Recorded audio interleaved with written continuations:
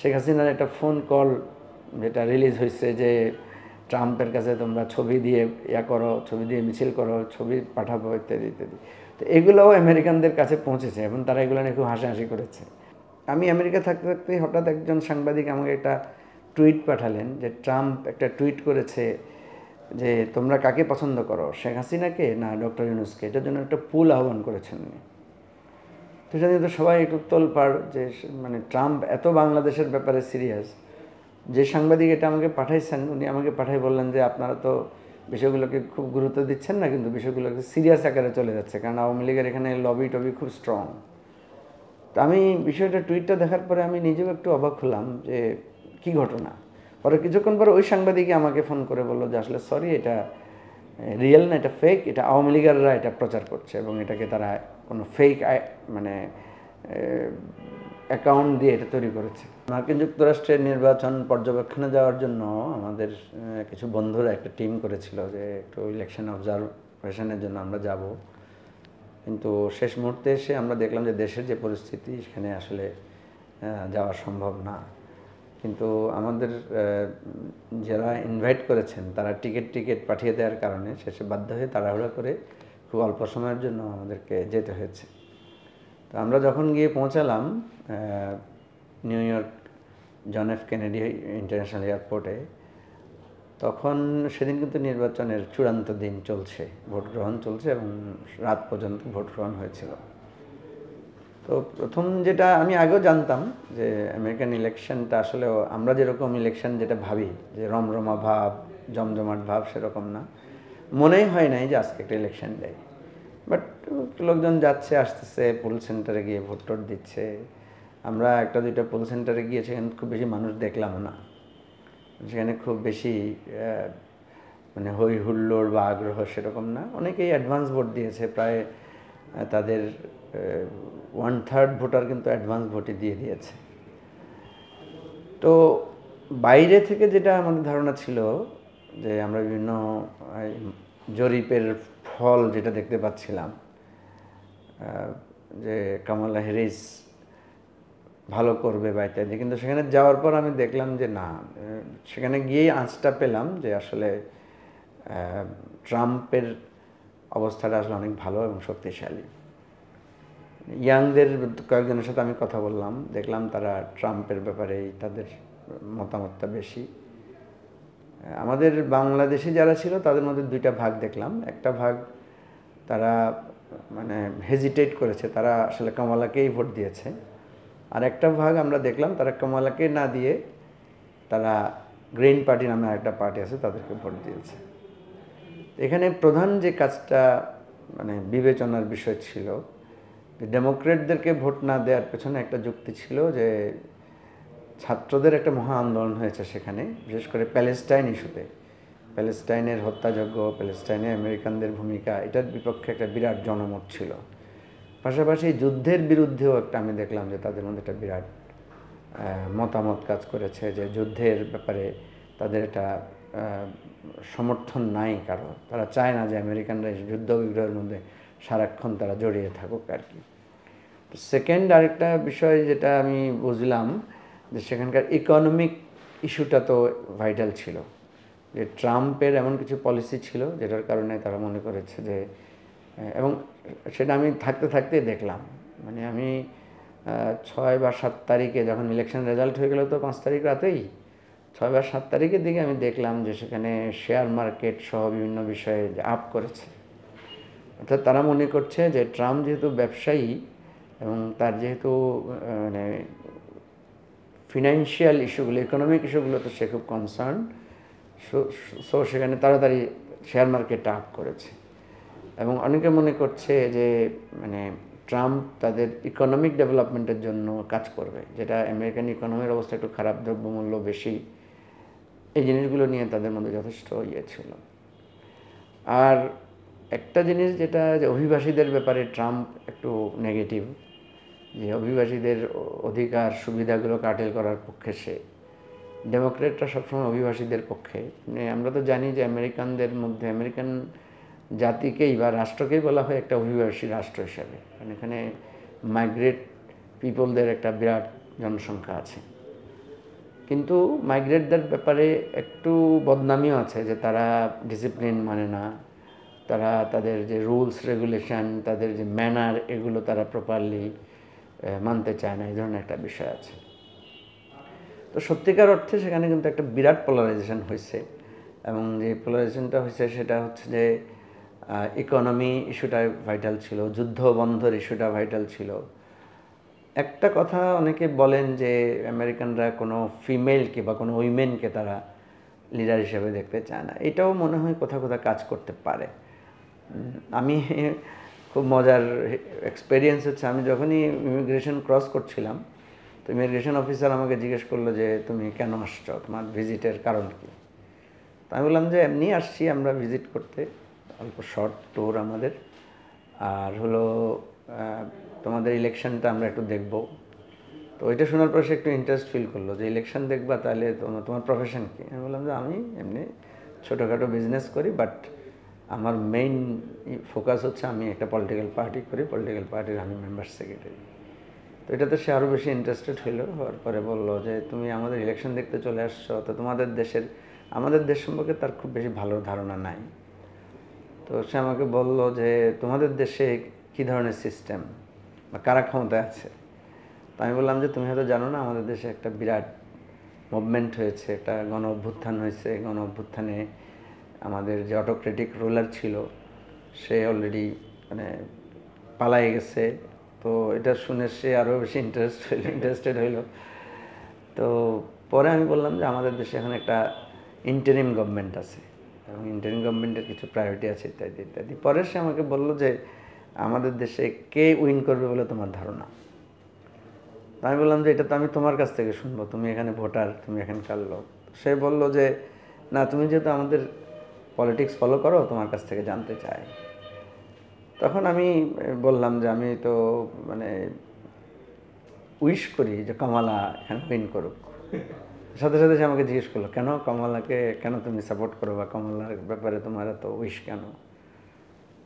আমি তাৎক্ষণিকভাবে কি বলবো, আমি বললাম যে না, কমলা ডেমোক্রেটদের যেহেতু তাদের এক ধরনের কমিটমেন্ট আছে, তারা অভিবাসীদের পক্ষে, আর আমরা একটু মনে মনে প্রাণে ডেমোক্রেট।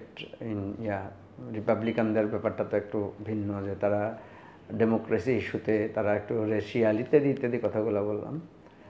আর তারপরে আমি বললাম যে তোমাদের ব্যাপারে একটা বদনামি আছে যে তোমরা উইমেনদেরকে তোমরা করতে চাও না। তো কমলা যদি জিতে, আমি মনে করি যে এটা তোমাদের জন্য একটা অপবাদ বুঝবে। তখন সে বললো যে একটা মানুষ অযোগ্য হলেও শুধু মহিলা হবে এই জন্য কি তাকে ভোট দিতে হবে। তখন আমি বুঝলাম যে সেও মনে প্রাণে ট্রাম্পের পক্ষে আর কি। তো এই যে সেখানে যে একটা পোলারাইজেশন হয়েছে, যে ডেভেলপমেন্ট ইস্যু, যুদ্ধ ইস্যু, এটা খুব কাজ করেছে। এটা আমার কাছে একটা খুব সিগনিফিক্যান্ট, যে একটা রাষ্ট্রের মানুষ তাদের ভোটাধিকারটা কীভাবে প্রয়োগ করবে, এটা কিন্তু অন্য কোনো ইস্যুতে না। ইকোনমি ইস্যুটা গুরুত্বপূর্ণ, রাষ্ট্রের বহির্বিশ্বের সাথে তার সম্পর্কের জায়গাটা গুরুত্বপূর্ণ, এবং অন্যান্য ইস্যুগুলোকেই তারা সামনে এনেছে। আমাদের দেশের মতো একদম আদর্শ, মতাদর্শ, এগুলো নিয়ে কিন্তু তাদের কোনো কনসার্ন না। এই মোটামুটি আমার কাছে এই আরও মজার যেটা ঘটনা, সেটা হলো যে আমরা ইলেকশনের যেদিন রেজাল্ট ঘোষণা হলো তার পরের দিন আমরা ট্রাম্প যে শহরে বসবাস করে, হ্যাঁ, ফ্লোরিডাতে, সেখানে গেলাম। তো সেখানে যাওয়ার পর তো সবাই বলছে যে ট্রাম্পের বাড়ি, আমরা চলেন ট্রাম্পের বাড়ি দেখতে যাই। তো আমরা গেলাম। ট্রাম্পের বাড়িটা একদম সমুদ্রের সাথে, আটলান্টিক মহাসাগরের পাশেই তার বাড়ি। তো ওখানে যেতে যেতে দেখলাম সেখানে অনেক বিখ্যাত লোকেরা সেখানে বাড়ি কিনেছেন, একদম আটলান্টিকের উত্তাল সমুদ্রের পাশে। ওইটাকে কি যেন একটা আইল্যান্ড, ওইটার নাম আমার মনে পড়বে। তো ওই আইল্যান্ডের পাশে আমি দেখলাম যে মেসির বাড়ি আছে, ম্যাডোনার বাড়ি আছে, তারপরে ওই যে শাকিরা শিল্পী তার বাড়ি আছে, মাইকেল জ্যাকসনের বাড়ি আছে, এভাবে অনেক বিখ্যাত লোকদের বাড়ি। তো সব বাড়ির সাথে ওই ওই লাইনের মধ্যে আর কি, ওই ওই ওই আইল্যান্ডের একদম সমুদ্রের কিনার ঘেঁষে বাড়িগুলো, খুবই সবগুলাই এক একটা বড় বড় বাগান বাড়ি, খুবই সুন্দর বাড়ি। তো ট্রাম্পের বাড়ির দিকে আমরা যখনই যাব তখনই দেখলাম যে পুলিশ সেটা ব্যারিকেড দিয়ে দিচ্ছে। কারণ আপনি জানেন যে ট্রাম্পের পরে বেশ কিছু আর্মস অ্যাটাক হয়েছে, গুলি টুলি করছিল বেশ কয়েকবার। তো এই সমস্ত কারণে তারা আলাদা জানছে। পরে আমরা ঘুরে পেছনের দিক দিয়ে ঘুরে আবার তার বাড়ির সামনে গেলাম। তো সেখানে যাওয়ার পর আমরা অনেক সাংবাদিকদেরকে পেলাম। কিন্তু আমরা যে ধারণা করেছিলাম যে প্রেসিডেন্সিয়াল ইলেকশনে সে জিতছে, সুতরাং তার হাজার হাজার কর্মী সমর্থক থাকবে, ফুল নিয়ে সেখানে উৎসব করবে, সেই ধরনের কোনো উৎসব দেখলাম না। এবং পুরা আপনার আমরা যে ওয়েস্ট পাম বিচ, যেটা আসলে ওইটার নাম হচ্ছে ওয়েস্ট বিচ, যেটা বলে পাম বিচ আইল্যান্ড, এটার নাম।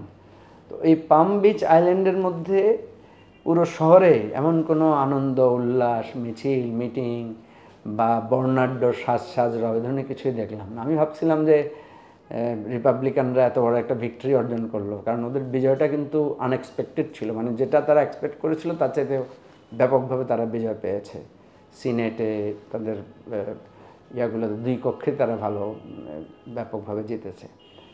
তো এটা এই যে কিছু দেখলাম না, এই যে তাদের সাজ রব নাই, এই যে এত বড়, কিন্তু আবার টেলিভিশনে দেখলাম ইলেকশন খুব জমজমাট। টেলিভিশন যখন দেখছেন তখন সেখানে টান টান ফলের জন্য মানুষ অস্থির দেখছে। এটা মানে টোটালটা হচ্ছে মিডিয়া কেন্দ্রিক ব্যস্ততা, মিডিয়া কেন্দ্রিক উত্তেজনা, কিন্তু রাস্তাঘাট সব কিছু একদম স্বাভাবিক ছিল। তো এটা আমার একটা বিচিত্র অভিজ্ঞতা হয়েছে এবারে আমেরিকান ইলেকশনে। আপনি বললেন যে বাংলাদেশের বিষয়ে তাদের ধারণা খুব কম, ইমিগ্রেশনের কথা বলতে পারি, মানে এই যে একটা অভ্যুত্থান হলো বা যে সরকার ছিলেন তিনি পালিয়ে গেলেন, এই বিষয়টা আমেরিকাতে কেমন কিছু বুঝতে পারছেন কিনা বা তাদের কোনো আগ্রহ ছিল? না, অদ্ভুত ব্যাপার হচ্ছে আমেরিকানদের নাকি, আমি অবশ্যই এটা আমার অভিজ্ঞতা নাই, কিন্তু আমেরিকানরা বলে যে তাদের অনেক নাগরিককে যদি জিজ্ঞেস করা হয় যে আমেরিকায় কয়টা স্টেট আছে, তারা নাকি সেটাও জানে না। মানে তারা এই কয়টা স্টেট কি, তাদের মানে কোন স্টেট কেমন, এই সম্পর্কেও তাদের অনেকের ধারণা নাই। ইভেন অনেকে আছে এরকম সে তার স্টেটের বাইরে যায়ও না জীবনে। তো কারণ অ্যাকচুয়ালি হচ্ছে যে তাদের জীবনযাত্রাটা এমন, তাদের জীবনযাত্রার মৌলিক যে চাহিদাগুলো আছে সেগুলো এত বেশি এনশিওরড যে তাদের ওই খাচ্ছে ধাচ্ছে নিজের সব কিছু চলছে ঠিকঠাক মতো, এর বাইরে খুব বেশি জগৎ নাই। তারা এন্টারটেনমেন্ট, আড্ডা আর এগুলো নিয়েই তারা খুব বেশি ব্যস্ত আর কি। মানে যেহেতু তাদের সমাজ ব্যবস্থাটা ওয়েলফেয়ার বেসড, সুতরাং এর বাইরে খুব বেশি অনেকেরই এটার দিকে মনোযোগ নাই, সেটা দেখলাম। বাংলাদেশের ব্যাপারে হ্যাঁ, বললাম তো, নিজের দেশের ব্যাপারেই তাদের এত বেশি আগ্রহ নাই, বাংলাদেশের ব্যাপারে তো তাদের খুব বেশি আগ্রহ থাকার কথাও না। এটা হয়তো যারা খুব পলিটিক্যালি মানে খুব বেশি কশাস তাদের মধ্যে হয়তো সেটা নিয়ে কথা আছে, কিন্তু জেনারেলি আমার কাছে মনে হয় না যে তারা বাংলাদেশ নিয়ে এত বদার আর কি। ট্রাম্প নির্বাচিত হওয়ার পরে আমরা দেখলাম আমাদের বাংলাদেশের গণমাধ্যম বা পাশের দেশের গণমাধ্যম এমনভাবে নিউজ প্রকাশিত হলো, সম্প্রচার হলো যে পাচ্ছে না যে ইউনূস সরকারকে ধাক্কা দিয়ে বের করে যে শেখ হাসিনাকে বসিয়ে দেয়, এমন একটা পরিস্থিতি হয়েছে। হয়তো আপনারা লক্ষ্য করেছেন। মানে এটা কেন হলো? ট্রাম্প কি আসলে সবকিছু পাল্টে দেবে নাকি? আসলে আমি তো বললাম যে আমেরিকান ইলেকশনের ফলাফল নিয়ে আমাদের দেশে যেরকম উত্তেজনা, সেখানে তো ওই দেশেই আমি তেমন কোনো উত্তেজনা বা এরকম সাজ রব আমি কিছু দেখলাম না। তো ট্রাম্প হলে শেখ হাসিনা ফিরে আসবে, ইউনূস সরকার পড়ে যাবে, এই ধরনের বিষয়গুলো আসলে যারা চিন্তা করেন তারা একেবারে বাস্তবতা বিবর্জিত চিন্তা করেন। কারণ একটা রাষ্ট্র, তার একটা স্টেট পলিসি আছে, তার একটা ফরেন পলিসি আছে। এটা সত্য যে প্রফেসর ইউনূসের সাথে ডেমোক্রেটদের সম্পর্কটা খুব ভালো, উনি ক্লিন্টনের সাথে সম্পর্ক ভালো, ওবামার সাথে তার ভালো সম্পর্ক আছে, কিন্তু স্টেট টু স্টেট বলে তো একটা কথা আছে। এখন ওবামা পুরো ডেমোক্রেট শিবিরকে পরিচালনা করতেছে, আমি যেটা বুঝলাম যে সেখানে ওবামার প্রভাবটা খুব বেশি পলিসি মেকিংয়ে।